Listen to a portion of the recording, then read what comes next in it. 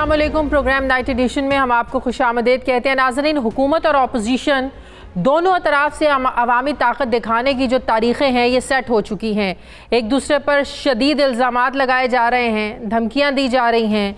मुल्की सियासी सूरत हाल का जो पारा है इस वक्त चढ़ता जा रहा है और अब बात मज़ीद बढ़ गई है क्योंकि सियासी बहरान में पहला पुरतशद्दुद वाक़या रोनुमा हुआ है आज, जो कि नहायत ही अफसोसनाक है।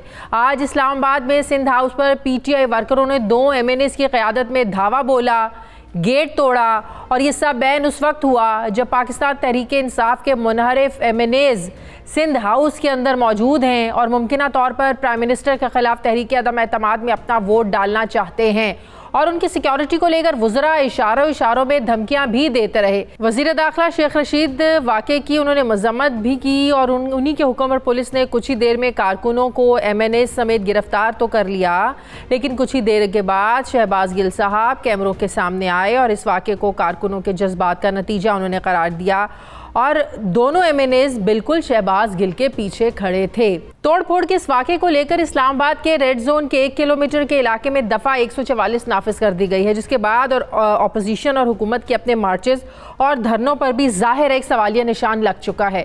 हुकूमती वज़रा का मानना है कि इन MNAs को 20-20 करोड़ रुपए देकर ख़रीदा गया है और इस खरीदारी को पीपल्स पार्टी के सरबरा आसिफ अली जरदारी के साथ जोड़ा जा रहा है। इसे छांगा मांगा की सियासत करार देते हुए हॉर्स ट्रेडिंग का नाम दिया जा रहा है, जो सरीहन आर्टिकल 63A की खिलाफ वर्जी है। लेकिन सवाल यहाँ भी ये पैदा होता है कि तहरीक अदम एतमाद में क्या कोई अपनी आज़ादी इजहार राय का आज़ादी से इजहार नहीं कर सकता? तो ये कैसी तहरीक है, कैसी जमहूरियत है? लेकिन दूसरी तरफ ये भी हकीकत है कि पार्टी के नाम और टिकट पर वोट लेकर आने वाले MNAs कैसे अपनी क़यादत या पार्टी पॉलिसी के खिलाफ जा सकते हैं, चल सकते हैं। इस दलील के मुताबिक इन MNAs को चाहिए कि वो अपनी तहरीक इंसाफ की टिकट वाली नशस्त से इस्तीफ़ा दें, दोबारा से इलेक्शन लड़ें, नया मैंडेट लें और जीत की सूरत में अपना जो वोट है वज़ीर आज़म के खिलाफ फिर ज़रूर डालें।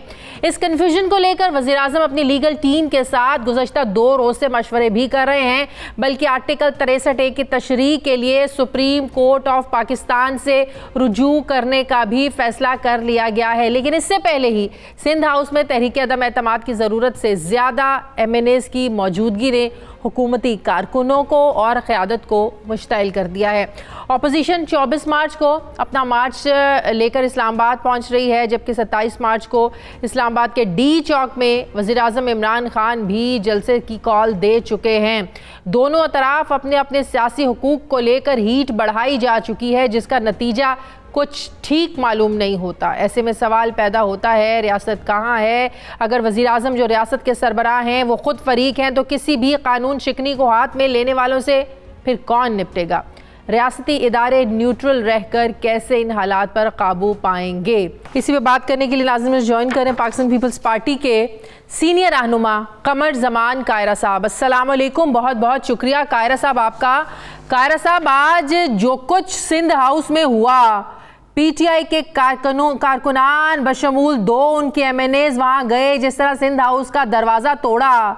ज़ाहिर है जो सूबाई हाउसेस होते हैं वो एक टेरिटरी होती है, वो एक अलग से देखें ना, सूबा ही होता है जिसकी सारी सिक्योरिटी उस सूबे की जिम्मेदारी होती है, सारा कंट्रोल होता है।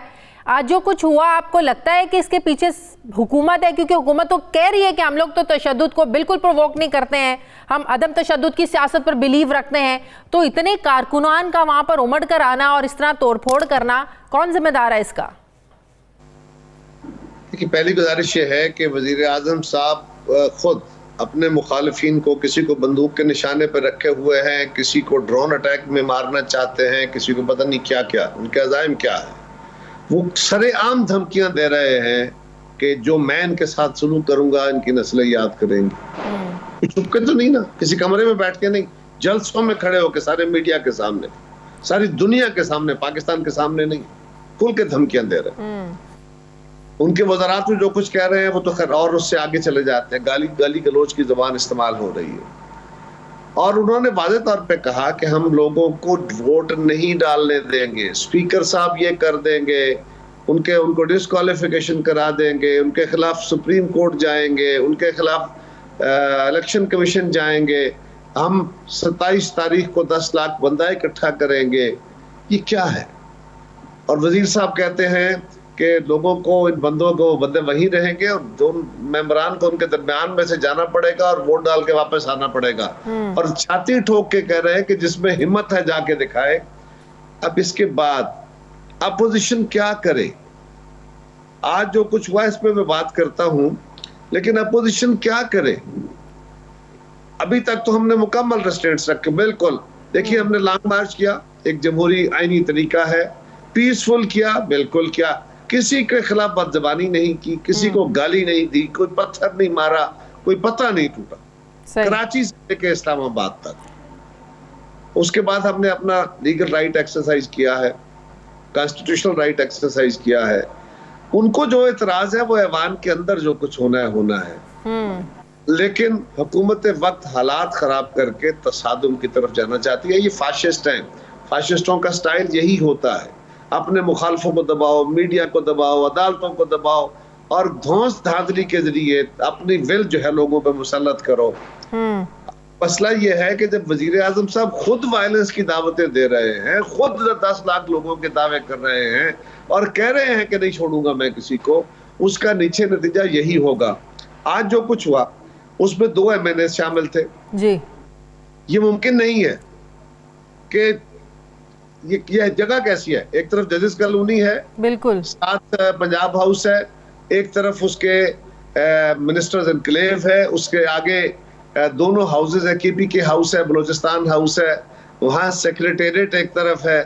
किस तरह मुमकिन है? हमारी इंटेलिजेंस एजेंसियों को नहीं पता चला, अचानक लोग इकट्ठे होके आ गए।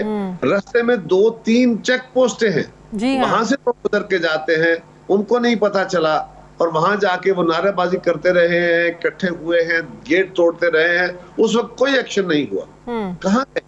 कैसे मुमकिन है कि ये बात वजारत दाखिला के वहां की हुकूमत कहती है ये कारकुनान के जज्बात हैं, उनको 20-20 करोड़ रुपए दे के आप लोगों ने सिंध हाउस में जरदारी साहब ने रखा हुआ है, हॉर्स ट्रेडिंग आप लोग कर रहे हैं, खरीदो फरोख्त कर रहे हैं, लोगों के ज़मीर आप लोग खरीद रहे हैं, तो ये इस तरह तो सिस्टम नहीं चल सकता। नंबर 1। नंबर 2, आप नहीं समझते कि जो दोनों पार्टीज़ के जलसे में लोग आमने सामने होंगे, कन्फ्रंट्रेशन होगी, इस कदर हालात ख़राब ना हो जाएं, जो चौधरी शुजात ने आज बात की कि ना तो मुल्क इसका मुतामिल हो सकता है, कोई सियासी जमात, सबको भुगतना पड़ जाएगा, सब पछताएंगे बाद में।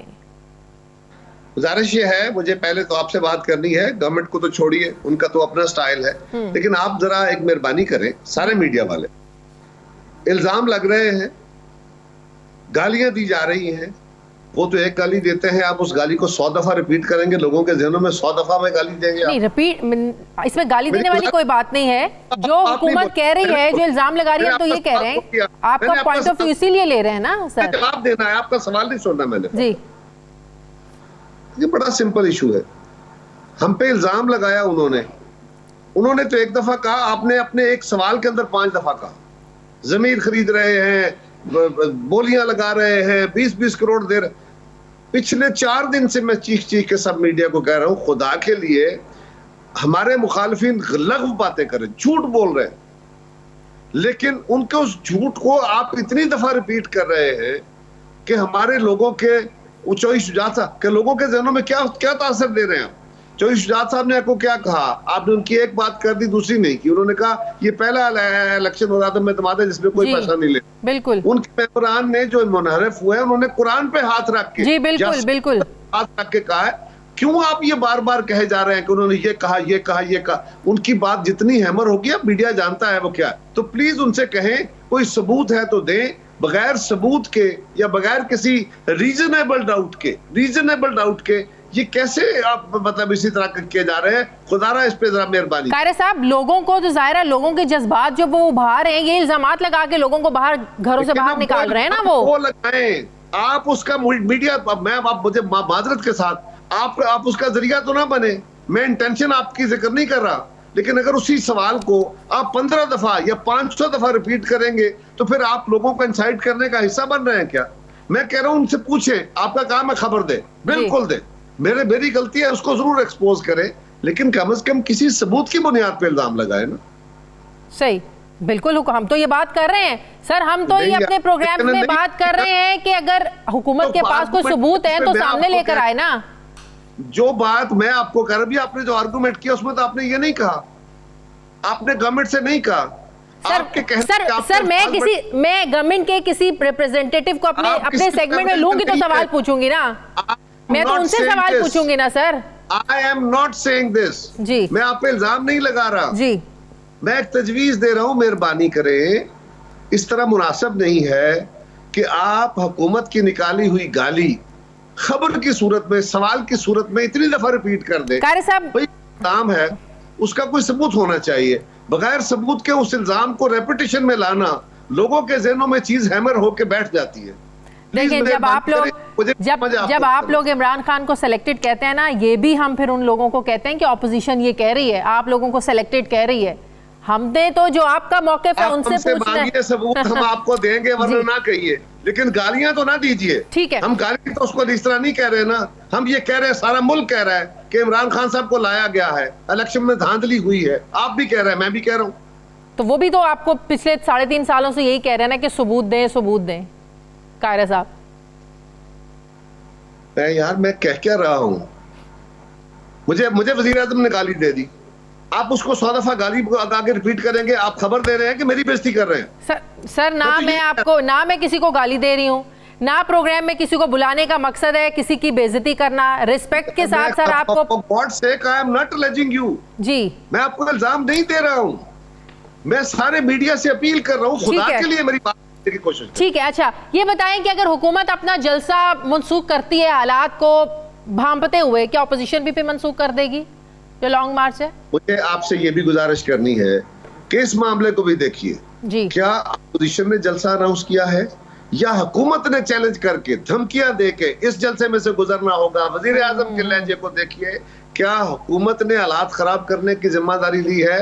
उन्होंने ये काम शुरू किया और उसके जवाब में अपोजिशन क्या करे? जिस तरह आज से उसमें हुआ है, अगर उस दिन भी इनके लोग वहां इकट्ठे हो तो क्या हम छोड़ दें? क्या हम अपना राइट एक्सरसाइज करना खत्म कर दें? क्या हम असम्बलियों में जाना छोड़ दें? क्या इस मुल्क के अंदर वजीर आजम साहब के कहने के मुताबिक जो वो कहें उनकी बादशाही का ऐलान हो जाए, हम उसको कबूल कर लें? क्या ऐसा करें? क्या अपोजिशन ने, मुस्लिम लीग ने या JUI ने या PDM ने, क्या उन्होंने इनिशिएट किया है? खुदारा इस मामले को भी देखिए, दोनों को क्लब मत कीजिए। वजीर आजम ने इनिशिएट किया है, उसके जवाब में उन्होंने कहा है कि अगर आप करेंगे तो हम अपने दिफा के लिए हम भी करेंगे। जिस तरह सूरत हाल है उसको उस तरह पेंट कीजिए, उस तरह सामने रखिए। हाँ, इससे नुकसान होगा, जाइए वजीर आजम से कहिए, उन्होंने शरारत की है, वो विड्रा कर, मैं अपोजिशन से बात करूंगा, बिल्कुल करेंगे उनसे, आप भी करेंगे, मैं भी करूंगा, ठीक हो जाएगा मामले। लेकिन अगर वजीर आजम साहब खुद हालात खराब करना चाहते हैं तो फिर मेरी आपसे गुजारिश होगी, सारे मीडिया से होगी, कि जो हालात खराब करने के पहल कर रहा है उसके जवाब में अगर कोई कह रहा है मैं अपने दिफा में कर रहा हूँ, तो वो दिफा का मौका नहीं आएगा तो वो नहीं करेगा। बिल्कुल सही, बहुत बहुत शुक्रिया। पाकिस्तान पीपल्स पार्टी के सीनियर रहनुमा कमर कायरा साहब मेरे साथ थे। नाज़रीन जी, प्रोग्राम में एक ब्रेक लेनी है, वापस आते हैं छोटे से वक्फे के बाद।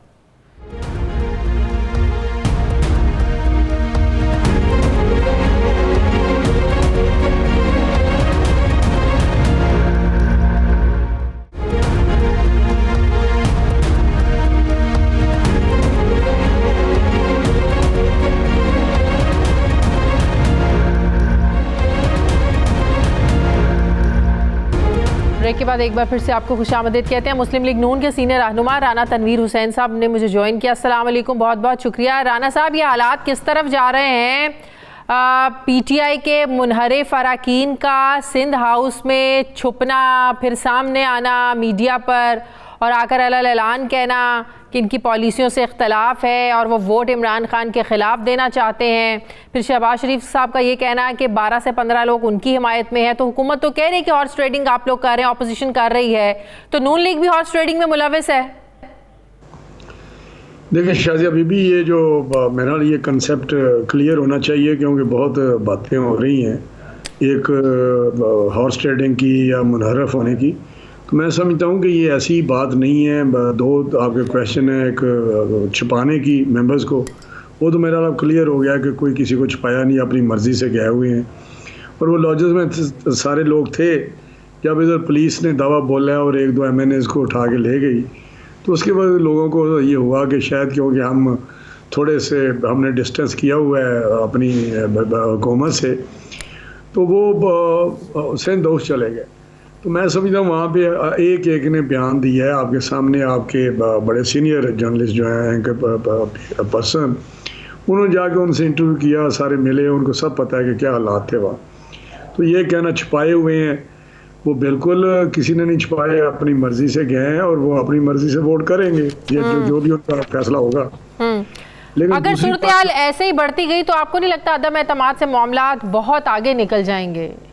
देखिए, ये मैं आपको बताऊं, पहले दूसरा मैं आपको बताऊं कि जो आपने हॉर्स ट्रेडिंग की बात की है, देखिए कॉन्स्टिट्यूशन बड़ा क्लियर है, उसमें 18th अमेंडमेंट के बाद और ज़्यादा इसको मजबूत किया गया, तगड़ा किया गया कि कोई बंदा आसानी से ना जा सके। और वहाँ पे जब वोट 2 जगहों पे सिर्फ वोट, एक मनी मेल पे और एक वोट ऑफ कॉन्फिडेंस या वोट ऑफ नो कॉन्फिडेंस पे जब बात आए तो वहाँ पार्टी पॉलिसी के मुताबिक ना चले, वोट ना दे तो वो डिस्क्वालीफाई हो जाएगा। वो उसका प्रोसीजर है, एक शो काज, स्पीकर, फिर इलेक्शन कमीशन, फिर सुप्रीम कोर्ट, जो भी है सारा प्रोसीजर है। ये एक प्रोसीजर है। अगर कोई आदमी एक्ट करता है के मुताबिक, वोट नहीं देता इनको इनकी डायरेक्शन के मुताबिक, तो वो फिर प्रोसीजर वो इन्वोक फिर होगा, उस वक्त वो इन्वोक होगा, आर्टिकल या क्लास जो है वो उस वक्त इन्वोक होती है, उस वक्त वो लागू होगी। अब ये सारी, लेकिन इसमें तो अब हुकूमत को इबाम लग रहा है, इसीलिए तो हुकूमत सुप्रीम कोर्ट जा रही है कि तशरीह करें इसकी। कोई इबाम नहीं, जितने आप ज्यूरिस्ट हैं, जितने आपके कानूनदान हैं, चाहे वो रिटायर्ड सुप्रीम कोर्ट के, हाई कोर्ट के जजेस हों, चाहे सीनियर वकला हों, कोई एक भी नहीं कहता सिवाय वकला के, सिवाय हुकूमत के 2-3 जो लॉ मिनिस्टर है शायद वो कह रहा हो, या पार्लिमानी अमूर का मुशीर जो है वो कह रहा हो। ये 2-3 जो बातें कर रहे हैं ये टोटल गलत बात कर रहे हैं। वो एक एंगुलर बात कर रहे हैं जिसका नतीजा नुकसान इनका हो सकता है, मजीद कोई बेहतर नहीं होगा। तो मैं समझ ये किस तरह की बात कर रहे हैं, वो एक रेफरेंस करने जा रहे हैं सुप्रीम कोर्ट मतलब कि मुनहरिफ अरकान को वोट डालने से पहले तो डी-सीट नहीं किया जा सकता। अभी तो उन्होंने कोई जुर्म किया ही नहीं, तो उससे पहले कैसे कोई फैसला ले सकती है हुकूमत? ये बिल्कुल आपने ठीक किया है। ये तो एक ऐसे ही है ना, आप जिस तरह कोई बात करें कि जी फलां ने कत्ल की नीयत की थी तो आप उसको 302 में फांसी दे दें, तो ये तो हो ही नहीं सकता ना। बिल्कुल आपने सही बात की है।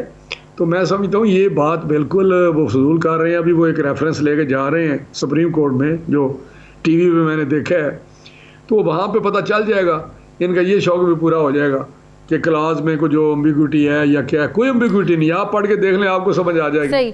राणा साहब, आप बड़े सीनियर लीडर हैं, सीनियर रहनुमा हैं नून लीग के, आपको नहीं लगता कि दोनों तरफ से जो जलसे हैं वो उनको मनसूख कर देना चाहिए, कैंसिल कर देना चाहिए? इससे कन्फ्रंट्रेशन बढ़ सकती है दोनों तरफ से। मैं आपको बताऊं, मैं ये आप बात आपकी पार्टली ठीक है कि ये गवर्नमेंट ने जब ये सोचा कि 28 को वोटिंग करानी है तो 27 का उन्होंने कहा कि जी ये हमने जलसा करना है डी चौक में।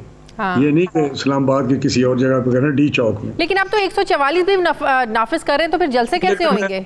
मैं उनकी बात पहले बात मुकम्मल करने देना। जब उन्होंने ये अनाउंस किया तो फिर उनके जो वज़रा हैं, सीनियर वज़रा इंक्लूडिंग इंफॉर्मेशन मिनिस्टर, उसने कहा जी यहाँ के गुजर के जाना है ना इन MNAs ने, हम देखते हैं ये कोई कैसे जाते हैं।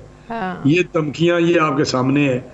तो उसके हमारा तो पहले ही था 23 मार्च का मार्च जो था, लेकिन मैं इससे हट के बात करता हूँ, जो गवर्नमेंट होती है, सिटिंग गवर्नमेंट होती है, उसका कॉन्स्टिट्यूशनल आईनी जिम्मेदारी है कि वो लॉ एंड ऑर्डर मेंटेन करे, वो प्रोटेक्ट करे, हर एक का जो जानो माल का तहफ़्फ़ुज़ करे। ये गवर्नमेंट वो पहली देखी है जो खुद ही वायलेट कर रही है और धमकियाँ दे रही है और क्योस क्रिएट कर रही है, जो लॉ एंड ऑर्डर सिचुएशन पैदा कर रही है। तो मैं समझता हूँ सबसे पहले तो उसकी ऑब्लिगेशन है, कॉन्स्टिट्यूशनल ऑब्लिगेशन है, उसको परफॉर्म करना चाहिए। अच्छा राणा साहब, आखिरी सवाल, जब दूसरी तरफ ये 144 लगा रहे हैं तो ऐसी सूरत में फिर जलसे भी कैसे होंगे?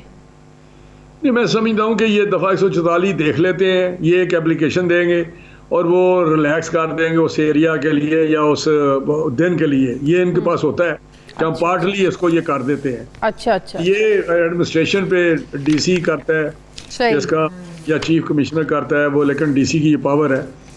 तो मैं समझता हूँ कि ये आपको पता ही है जिस तरह मामला चलते हैं, इसका कहना दफ़ा 144 तो हमारे लिए लगाएंगे ना, अपने लिए तो वो दफ़ा 144 इनकी जो होती है वो आपको पता ही है हुकूमतों की। अच्छा, आज लाहौर में वैसे शहबाज शरीफ साहब के पोस्टर लगे हुए थे कि वज़ीर आज़म शहबाज शरीफ, तो बड़े एक्टिव हो गए आप लोगों के कारकुनान, ये सब कुछ क्या करवाया जा रहा है? नहीं, लोगों के अपने जज्बात हैं, लोग शहबाज साहब की पसंद करते हैं, आपको पता है, आप सर्वे भी करते हैं, उनकी जो परफॉर्मेंस है, उनका डिलीवरेंस है, वो पाकिस्तान में नहीं बल्कि दुनिया में, चाहे चाइना हो, यूरोप हो, जहाँ भी हो, टर्की हो, बात होती है शहबाज साहब के काम की। तो वो एक है कि शहबाज साहब आएंगे, मामला ठीक करेंगे, महंगाई ख़त्म होगी, सही, पाकिस्तान बेहतरी की तरफ जाएगा। लेकिन इसमें ये नहीं है। लेकिन जब ये काम सारा हो जाता है तो फिर बाजारन तो यही कि शहबाज साहब प्राइम मिनिस्टर होंगे, ठीक है, लेकिन मियां नवाज शरीफ साहब नहीं, फैसले सारे करने हैं। अच्छा, जब अदम एतमाद की तहरीक कामयाब हो जाती है तो जब हुकूमत बनेगी तो उसमें शहबाज शरीफ वज़ीर आज़म होंगे, तो ज़ाहिर है ये भी कंसेंसस से होगा ना, जितने भी ऑपोजिशन की जमातें हैं सबके साथ इत्तफाक राय से ही आप लोग फैसला करेंगे ना? जी बिल्कुल, वो तो पहले ही कह रहे हैं, आपने पीपल्स पार्टी का स्टांस देखा, हर एक ना जो अपोजिशन में वो कहते हैं क्योंकि ये मेजॉरिटी पार्टी है और लीडर अपोजिशन है वही होंगे, आपने सुना भी होगा बार बार। बहुत शुक्रिया, बहुत शुक्रिया। मुस्लिम के सीनियर रहनुमा राना तनवीर हुसैन साहब मेरे साथ थे। मुझे ब्रेक लेनी है नाज़रीन, वापस आते हैं छोटे से वक्फे के बाद।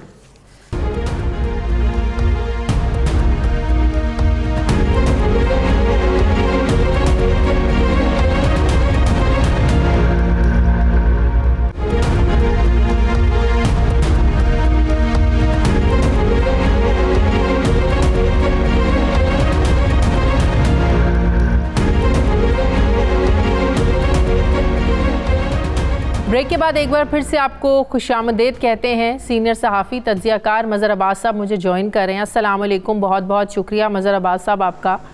मज़हर अब्बास साहब, ये हालात किस तरफ जा रहे हैं? क्या ये मुल्क कन्फ्रंट्रेशन का मुतहम्मिल हो सकता है? दोनों पार्टी अपोजिशन की तरफ से भी, अपोजिशन में शामिल जो पार्टीज़ हैं उनकी तरफ से जलसा, हुकूमत की तरफ से जलसा, आज जो सिंध हाउस में हुआ बिल्कुल काबिल मज़म्मत है। मैं अभी नूर आलम खान साहब का एक ट्वीट पढ़ रही थी, वो कह रहे थे मुझे थ्रेट्स मिल रही हैं कि जो हाल बेनज़ीर भुट्टो शहीद का हुआ, बशीर बिलोर का हुआ, आपका भी वही हाल होगा। उन्होंने उस चैट का भी स्क्रीनशॉट अपने ट्विटर पर शेयर किया है कि वो बशीर बिलोर का हाल याद है, बेनज़ीर भुट्टो का याद है। तो एकदम रोंगटे खड़े हो जाते हैं कि हमारी मुल्क की सियासत में होने क्या जा रहा है, खुलेआम धमकियाँ दी जा रही हैं। शुक्रिया शादिया। देखिए, बहुत ख़तरनाक सूरत हाल है और सियासतदानों को सोचना पड़ेगा, चाहे वो वज़ीर आज़म हो या कायदे इख्तिलाफ हो। और वज़ीर आज़म की इसलिए ज़्यादा जिम्मेदारी बनती है क्योंकि वो कायदे ऐवान भी हैं और वो पाकिस्तान के वज़ीर आज़म हैं।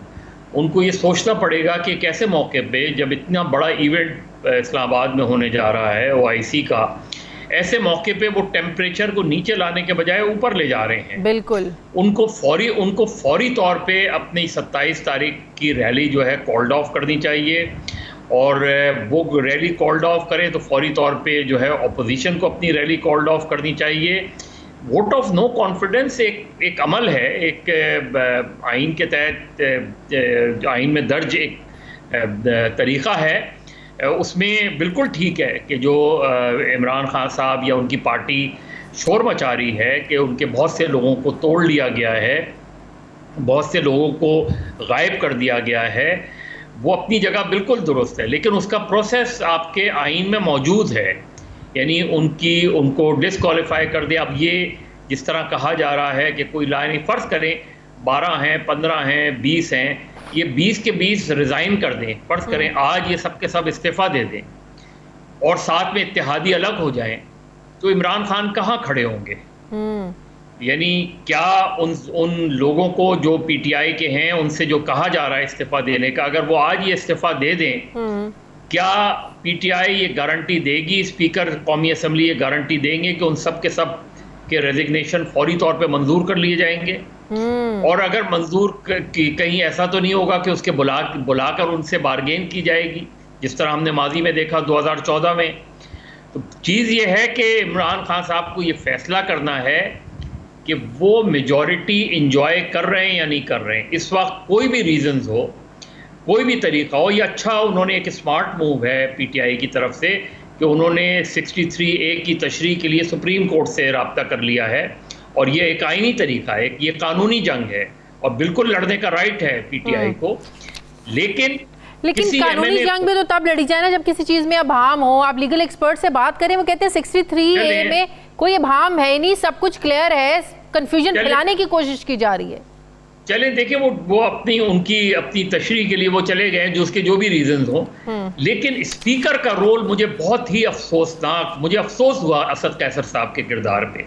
वो जिस तरीके की बातें कर रहे हैं उस तरीके की बातें स्पीकर नहीं किया करते। वो वही है कि गवर्नमेंट उनको कहे, इसमें कोई वो नहीं है, जो भी पार्टी का वो होता है, लेकिन कम से कम आप बात करने में तो एहतियात कहें। अगर स्पीकर ये कहे कि मैं टाइगर फोर्स का आदमी हूँ, स्पीकर इस तरह की बात करे कि ये बैनुल-अक़वामी साजिश है, वोट ऑफ नो कॉन्फिडेंस, तो आप तो उसके प्रिजाइडिंग ऑफिसर हैं। प्रिजाइडिंग ऑफिसर कैसे कह सकता है ये सारी बातें? यानी असद कैसर साहब को थोड़ा सा अपने जहन को अप्लाई करना चाहिए, इन चीज़ों की तरफ तवज्जो देनी चाहिए। देखिए चौधरी शुजात आज क्या कह रहे हैं, छोड़ें हम क्या कह रहे हैं या पीटीआई क्या कह रही है। मुझे बताएं पीटीआई के किसी मिनिस्टर ने चौधरी शुजात की बात का जवाब दिया? वो तो कह रहे हैं कि नहीं हुआ। बिल्कुल। हालांकि मुझे भी ये शक है कि पैसे दिए गए होंगे, मुझे भी शक है कि उसके बगैर लोग नहीं गए होंगे। लेकिन अगर आपका इत्तेहादी और इतना मोतबर इत्तेहादी ये बात कह रहा है, तो फिर पीटीआई के दो ही चीज़ें हो सकती है ना, या तो इमरान खान आज ये फैसला कर लें कि अब PMLQ उनका हिस्सा नहीं है। MQM कल क्या कह रही है कि जी इमरान खान साहब तो जा रहे हैं, अब माइनस की बात हो रही है, इत्तेहादी खुद माइनस इमरान खान की बात कर रहे हैं। तो अगर इत्तेहादी आपसे ये बात कह रहे हैं, आपके 15-20 और इत्तेहादी आपसे ये कहते रहे कि आपका हाउस इन ऑर्डर नहीं है, तो उसके बाद ग्राउंड पे मॉरली और एथिकली आप ग्राउंड पे फिर कहाँ खड़े हैं? इसलिए मैंने बारहा ये बात की है कि मज़हर अब्बास साहब, अभी सिर्फ एक ऑफिशियली एक एक्टिविटी होना बाकी है, मॉरली इखलाकी तौर पे तो अगर देखा जाए प्राइम मिनिस्टर अपनी साख खो बैठे हैं। एतमाद का जो वोट है वो नहीं लेने में कामयाब होंगे।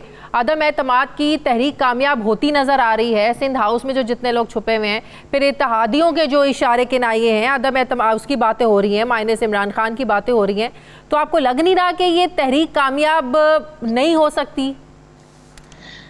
देखिए इमरान खान साहब से जाहिर है वो उनका अपना फैसला है, उनकी पार्टी का फैसला है। उन्होंने कहा कि मैं नहीं, बिल्कुल भी नहीं, आप लड़ूंगा आखिर दम तक। लड़ने के बहुत से तरीके होते हैं, मैच में भी लड़ने के बहुत से तरीके होते हैं। एक स्टेज ऐसी आती है जब आपको ये लगता है कि अब ये मैच मैं नहीं जीत सकता, तो आप इस चीज़ को, डिफीट को कंसीड, आप बिल्कुल आए, इन सारी चीज़ों को एक्सपोज करें कि ये सारे पीटीआई के लोग जो हैं, जो मुनर्रिफीन हैं, ये सब के सब ज़मीर फरोश हैं। आप कहें ये सारी बातें, आप अपने इत्तेहादियों को भी के बारे में भी बात करें, आप सारी बातें करें, लेकिन प्रैक्टिकल ग्राउंड पे इस वक्त सिचुएशन ये है कि आप एक ऐसी सिचुएशन में आ गए हैं जहां के वोट के ज़रिए आप बज़ाहिर शिकस्त खाते नज़र आ रहे हैं। तो इससे बेहतर है कि आप कौम से खिताब करें, आप बताएं, और ये जितने मुनर्रिफीन हैं इनको आप सियासी तौर पे शिकस्त दें इलेक्शन में। बहुत बहुत शुक्रिया सीनियर सहाफ़ी तज्ज़ियाकार मज़हर मेरे साथ है। मुझे ब्रेक लेनी है नाज़रीन, वापस आते हैं छोटे वक्फे के बाद।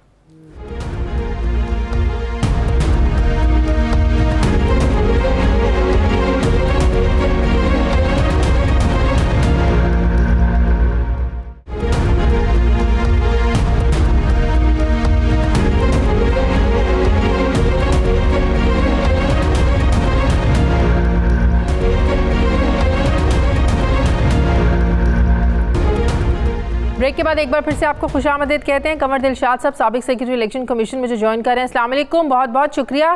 कंवर दिलशाद साहब, आपका सबसे पहले मैं ये पूछना चाहूँगी कि आर्टिकल 63A में आपको क्या लगता है, क्या बहाम है, क्या कन्फ्यूजन है कि हुकूमत इसकी तशरीह चाह रही है, सुप्रीम कोर्ट से सदारती रेफरेंस भेजने जा रहे हैं, क्या इसमें अभाम है, क्या क्लैरिटी नहीं है इसमें?